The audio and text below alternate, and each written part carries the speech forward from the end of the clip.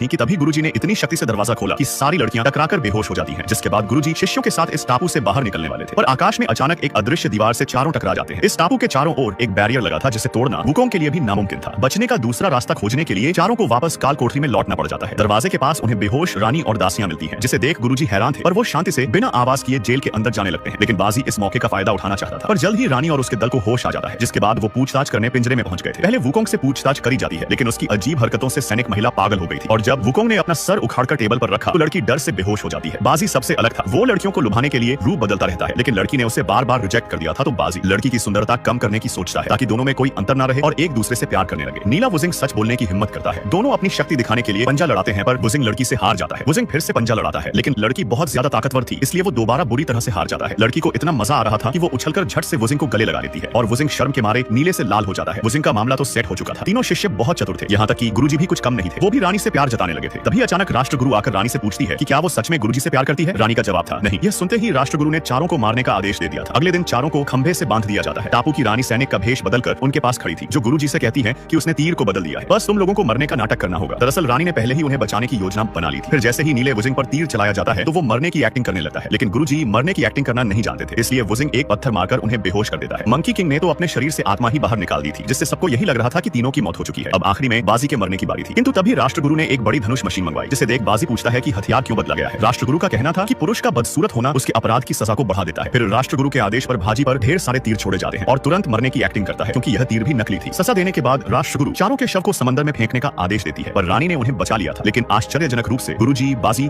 और Wujing pregnant हो गए थे, क्योंकि उन्होंने उस नदी का पानी पी लिया था, जिससे इस टापू पर लड़कियां गर्भवती होती थी। रानी ने महसूस किया कि गुरुजी के पेट में बच्चा सो रहा है, तीनों लोग बच्चे को जन्म देने वाले थे। वुकोंग तुरंत इस समस्या से निपटने के लिए इलाज ढूंढता है। उसने जैसे तैसे करके एक मर्दाना औरत के आंसू इकट्ठा कर लिए थे, जिसको पीने से गुरुजी और शिष्य पहले की तरह ठीक हो चुके थे, जिसके बाद से रानी और गुरुजी का प्यार बढ़ता चला गया था। और तभी अचानक राष्ट्रगुरु को पता चला कि गुरुजी अभी भी जिंदा है, जो रानी से 2 साल बड़े हैं। गुस्से में वो गुरुजी को काले समंदर में फेंकने का फैसला कर लेती है, जहाँ से कोई जीवित नहीं लौट पाया है। रानी गुरुजी के बिना नहीं रह सकती थी, इसलिए वो भी नाव में कूद जाती है। कई दिन रात बीत चुके थे, दोनों ठंड से बीमार थे, पर गुरुजी को अभी भी रानी की चिंता थी। तभी उनकी नाव अचानक एक चट्टान से टकराकर रुक जाती है। यह वुमेन कंट्री से बाहर निकलने का अंतिम छोर था। रानी गुरुजी के साथ घर बसाने का फैसला कर लेती है, लेकिन इस टापू के अंत में एक अदृश्य दीवार थी, जिसे पार करके टापू की रानी बाहर नहीं जा सकती थी, क्योंकि ऐसा करने पर टापू की सारी महिलाएं पत्थर की मूर्ति में बदल जाएगी। यहाँ तक कि रानी भी इससे बच नहीं पाएगी। ये देख गुरुजी रानी को मूर्ति बनने से बचा लेते हैं।